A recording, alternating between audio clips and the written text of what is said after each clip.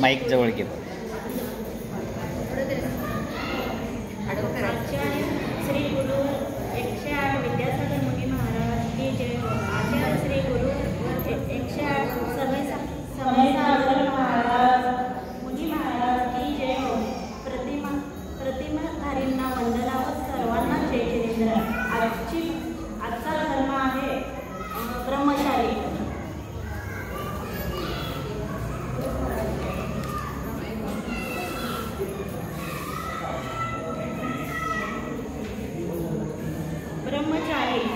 ब्रह्मचारीचा अर्थ आहे आत्मा, जो आज्ञात भ्रमण करतो तोच निश्चय दृष्टीने ब्रह्मचारीचे पालन करतो. व्यवहारात एक अथवा पूर्ण रूपाने बंधन कमीपासून विहित होणे ब्रह्मचारी होय. शील जीवनाचे सौंदर्य आहे. शील धर्माचे मानव जीवनीय होतो. त्याचा अभावात मानव दानवाचे रूप धारण करून घेतो. संसारात शील आणि संयम धर्म मानव जीवनाचे खरे सौंदर्य आहे. इंद्रिय संयम आणि मनाचा एकाग्रतेशिवाय आनंद ज्ञान धारक आत्म्याचे दर्शन सुद्धा होत नाही.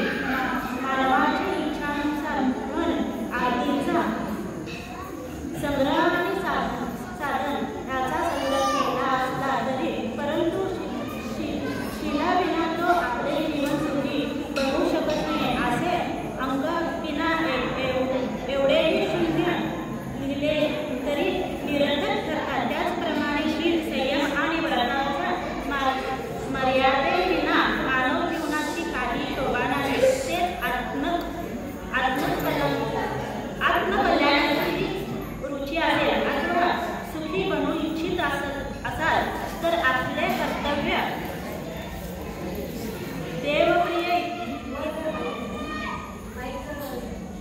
देवप्रिय इतका मुनी एकाच वेळी आगमन होणे मोठे कठीण आहे नव्हे, अगदी असंभवनीय आहे. तेच इतका शुभ आहार मिळणे त्याहून कठीण आहे.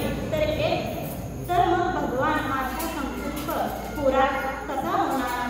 84,000 मुनी पराने करण्यामध्ये जितके पुण्य आहे तितके पुण्य शिल्लक आणि कृष्ण पक्षात ब्रह्मचारी धारण करणाऱ्या एका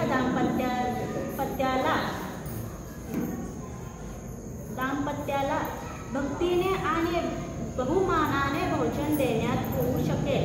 भगवान असले आदर्श दाम्पत्य आपल्या छोटे कुठे दृष्टीस तरी पडेल का? केवली प्रभूंनी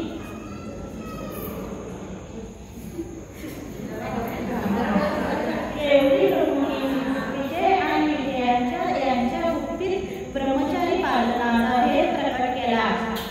चिंदास सेठ परिवारासह जाऊन विजय या दाम्पत्याची प्रशंसा करीत त्यांचा त्याने मनोभावे सत्कार केला. मोठ्या प्रमाणे आणि आग्रहाने निमंत्रण देऊन त्यांना जेवण घातले. लोकांनी जिज्ञासा सेठला इतका दूर तिकडे येण्याचे कारण विचारले. त्याने केवढींना सांगितले.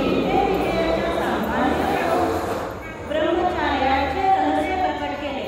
ताबडतोब विजयने मुनीची साधूंची दीक्षा घेतली. निर्मळ व कठोर साधना करीत ते दोघे क्रमाने कर्मनाश करून मोक्षाला गेले. ब्रह्मचार्याचा एक महान आदर्श त्यांनी जगापुढे ठेवला. कपिल नगराचा एक राजा होता. त्याचे नाव नरसिंह होते. त्याच्या मंदिराचे नाव सुमित होते. सुमितच एक मुलगा होता. कंडारी पीक त्याचे नाव होते. तो दुःचरित्र होता. त्याच नगरीत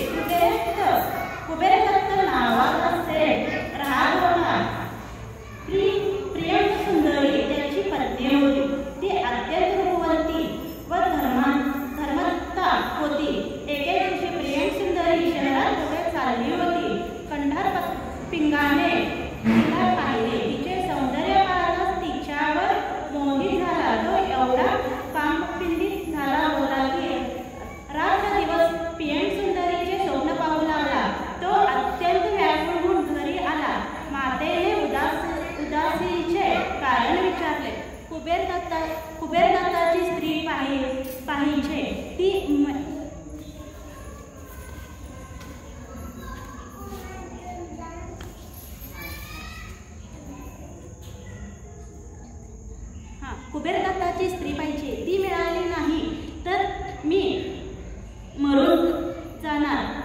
तिची माता अशा उत्तराने आणि त्याच्या निर्लज्जतेने थक्कच झाली. ती आपल्या पतीजवळ त्यांच्या कानावर ही गोष्ट घातली. मंत्री सुमित आपला मुलाच्या इच्छेपूर्तीसाठी षडयंत्र रचू लागला. तो राजा म्हणाला, महाराज, रत्नदीप्त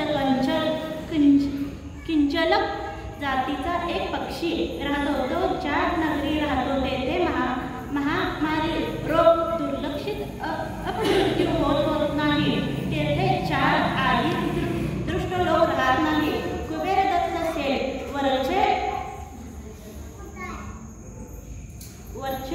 वर तेथे जात असतात. त्यांच्याकडून तो पक्षी मागून घ्यावा. राजाने ताबडतोब कुबेरदत्ताला बोलवले. त्याने रत्नदीपाला जाण्याची आज्ञा दिली. कुबेरदत्ताला या मायाजालाचा पत्ता नव्हता. तो जायला तयार झाला. त्याने आपल्या स्त्रीला ही गोष्ट सांगितली. हे ऐकताच प्रियसुंदरी शंकित झाली. तो बोलली, जगात कधी अशा प्रकारचे पक्षी असतात काय? मंत्र्यांच्या सांगण्यावरून राजाने ही आज्ञा दिली आहे. कंडारपिंग मोठा दुष्ट आहे, विभिचारी आहे. मंदिराला जाताना एके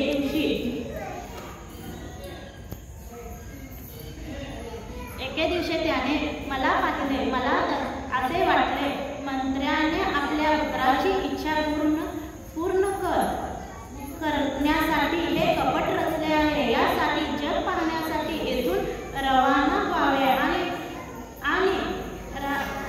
रात्र होताच आपण परत यावे. जहाज रवाना करावे. जर माझ्या अनुमान सत्य ठरला तर आपल्याला त्याची जरुरी पडणार नाही तर काही दिवसानंतर आपण निघून जावे. कुबेरदत्ताला पत्नींची गोष्ट पटली. जहाज रवाना झाली. रात्र होताच स्वतः परत येऊन घरात लपून राहिला. कंडारपिंगाला कळले की कुबेरदत्त येथून निघून गेला आहे. त्याला मोठा आनंद झाला. तो नटून थटून प्रियसुंदरीच्या घरी पोहोचला. प्रियसुंदरी हे जाणून होती. तिने विचार केला, मी कंडारपिंगाला अशी सजा दिली पाहिजे की त्यामुळे पुन्हा कधी परस्त्रीकडे कुदृष्टीने पाहणार नाही आणि इतरांनाही यामुळे शिक्षण मिळेल. तिने संडासात एक पलंग बनवला.